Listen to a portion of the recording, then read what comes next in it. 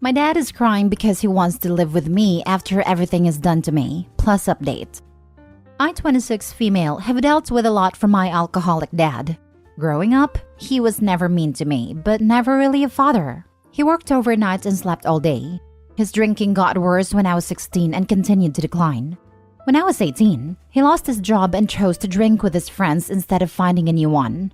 I have 3 older sisters who were already moved out when this happened, so it was just me and my mom living there.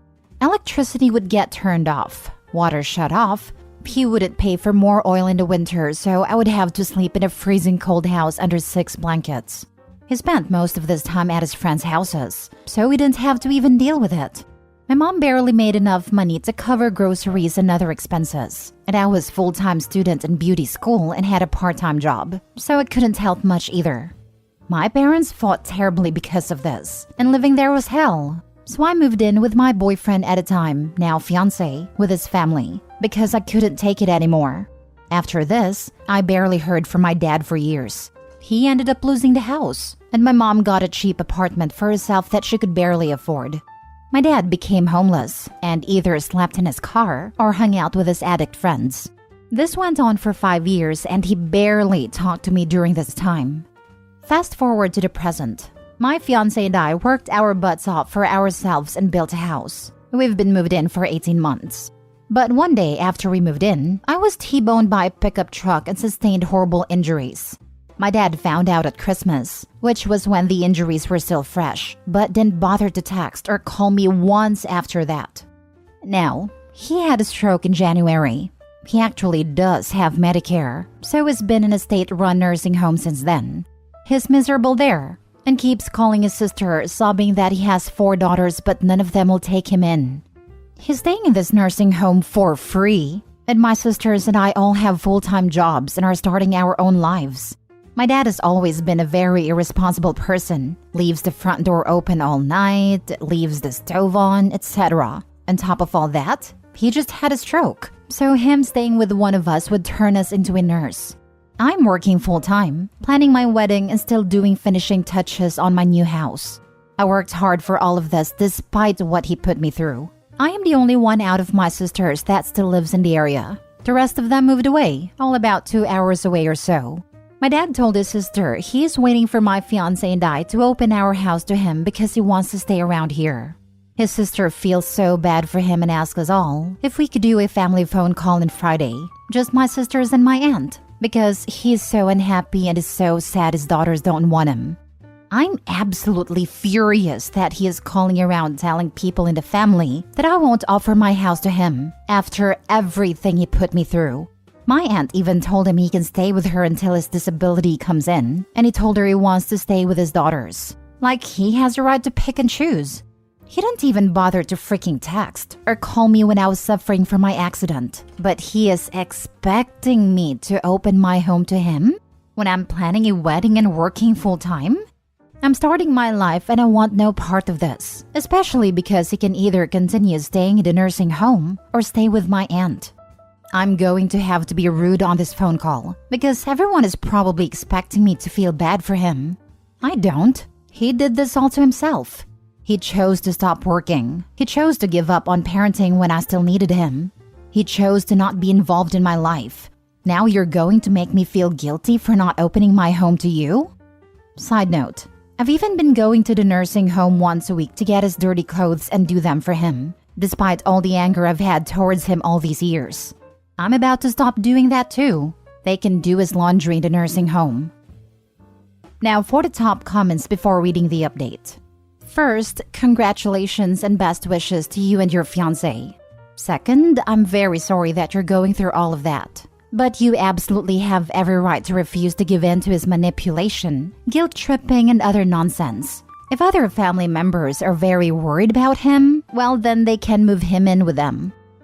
Thank you. I agree. I told my fiancé that I think he wants me to offer our home so he can tell himself he didn't fail as a father and that his kids still love him. I of course feel awful for him and I wish him the best, but I'm not in a position financially or mentally to handle him, especially knowing he has other options. I just find it so selfish. I'm a very people-pleasing person and it's very difficult for me to stand up for myself. So you can imagine how stressed I am over all of this. But I'm forcing myself to stay strong. Best way to get over that people-pleasing urge, which has been programmed into us by our parents by the way, is to pretend you're reading your post from the point of view of someone else. So, reread your post as if one of us has written it, or your friend who was asking for advice. What does your gut tell you? I got as far as he's in a state-run nursing home but he is miserable in there, and keeps calling his sister, sobbing that he has 4 daughters. Before I said out loud, oh hell no. He doesn't have 4 daughters. He forfeited you and your sisters when he chose drink over parenting, when he chose to neglect you, when he couldn't even be bothered to contact you after your terrible accident. You owe him nothing. He provided the sperm and that's it. He does not get to play the sad dad now after everything is put you through. To be honest, I wouldn't even be a part of this bloody phone call. If your aunt feels so sorry for him, then let her look after him. If she believes that you should care for him and have him in your house after everything is done, then personally I'd ditch her too. Absolutely stop doing your dad's laundry too. Go as low contact as you possibly can. No contact would be better, but only you know what you're comfortable with. Sending you huge hugs. Thank you so much. I appreciate the advice. The only reason I plan on being on a call is so I can be super stern and blunt, because this is now the 4th time my aunt brought up the idea of him staying with me, and I'm going to put an end to it on this call. The second I hang up the phone with them, I'm driving to the nursing home, dropping off his clean clothes at the front desk and never looking back. I'm not going in to visit him. I'm not taking his dirty clothes with me. I'm going to get right back in my car, block his number, and go home. All you have done is grow up, move out, and make your own life of your own choosing. This is what emotionally healthy parents want their children to do. This is what I had to keep reminding myself of when my parents tried to get me to move back to my hometown. They didn't need me, but thought I owed them my company, the company of my children, and future old age care. You don't owe your father anything. Thank you. I agree. It's funny how he thinks he can be out of my life for years and then try to come back in when he needs something. I'm glad you were able to stay strong to your parents. Now for the update. So the call never happened because one of my sisters got held up at work. She sent a text to me and our other sisters in a group chat, Aunt not included, and said we can talk sometime soon. I don't want to wait to speak my mind, so I texted back and said I have something to say. Here's the message I sent. Well, I think it's great that you guys are willing to help and do what you can for Dad, but I've reached my breaking point. I personally don't think it's fair for him to give up on being a parent the last few years I needed him, when we were still living at home, and then barely contact me since then, and then make these comments to aunts and whoever else that I won't open my home to him. You have no idea how mad I've been the last few days. It's insulting. Neither fiancé and I are comfortable with him ever staying in our home. I've mentioned this numerous times since his stroke, but it's still being brought up. Not by you guys, by him and Aunt. Neither of them has a right to make me feel this way. I'm at a point now where I feel like I was nice enough to do his laundry, fill out his disability papers, bring him groceries, and visit with him, despite all of this sadness and anger it caused in me. Now, him and Aunt and whoever else are expecting more of me just because he's my dad. He doesn't get to just stop working or being a parent and then decide to act this way. I truly no longer want any part of this situation with him. It may sound harsh, but I tried to help, and now I feel like I'm being taken advantage of. Last story. My mom kicked me out for my foster sister plus update. For some background, 19 female and my 8-month-old son live with my mother, 54 female, who decided to become a foster mom 2.5 years ago and was placed with 2 girls I'll call Liz, 14 female, and Amy, 8 female, who at the time were 12 and 6 respectively. Both girls had severe developmental, mental, and behavioral issues due to drugs and other issues that I will not include for privacy. Liz's issues were more severe, which resulted in her going to a group home after being with us for 6 months, as we couldn't properly care for her. During those months, she stole over $200 cash from me and $150 worth of stuff. She also cursed, spit, and threw things at me when I didn't do exactly what she wanted. I still have scars on my chest and arms from Liz, as I had yelled at her for taking my earrings. That was the day Liz was removed.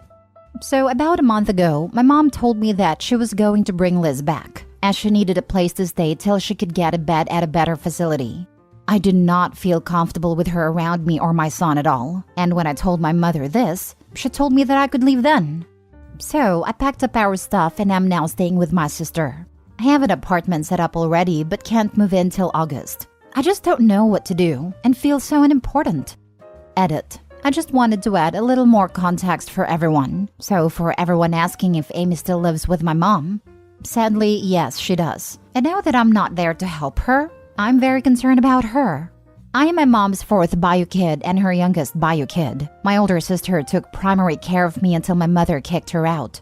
3 out of 4 of her bio kids have been kicked out for separate reasons. The only reason my mom is a foster parent is for the money, and after Liz leaves, she will be taking in 3 more kids, so she can get money to buy something. I'm not sure what, but it's not for the kids. Liz also had a case against her for abusing a 6-year-old girl, not Amy, while she lived with us. She has been with my mom for a week and a lot has happened since, and I will update when it's over. Thank you for all the comments and advice. Now for the top comments before reading the update. It's not that you are not unimportant, but that she's a crappy mom, and she will get paid for taking care of Liz, and not you. She is thinking short-term and only about the money that she can make. Such as it is, especially when you consider that Liz can get disability checks as well. That's a good amount of money plus food stamps depending on the state, and Medicaid. That's nothing to sneeze at. The problem is that that money is supposed to be spent on a person, but I happen to know, because my own mom did this, that she can keep it for herself and say that she is. The government is kinda lazy about sending people to check if they are telling the truth. As long as she's not lying on her taxes, she's going to get away with it. You are completely right here. That is 100% the reason why she did it. She said that when she became a foster parent, the money was important. As much as this hurts, you made the best decision that you could for you, and most importantly, your son. Protecting him is the most important thing right now. Your mom can now deal with the repercussions of her decision on her own, and you can sleep soundly knowing you made a right decision. I wish you and your son so much luck and happiness in this next chapter in your lives. Especially since she basically kicked out her infant grandchild for a troubled mess that was already justifiably removed by government services the first time around. No one's going to let Opie's mom live that one down once the baby's age is known and why. Troubled messes come with bigger checks. Former foster kid here. Can also confirm as someone who once wrote the checks for foster families at an organization I worked.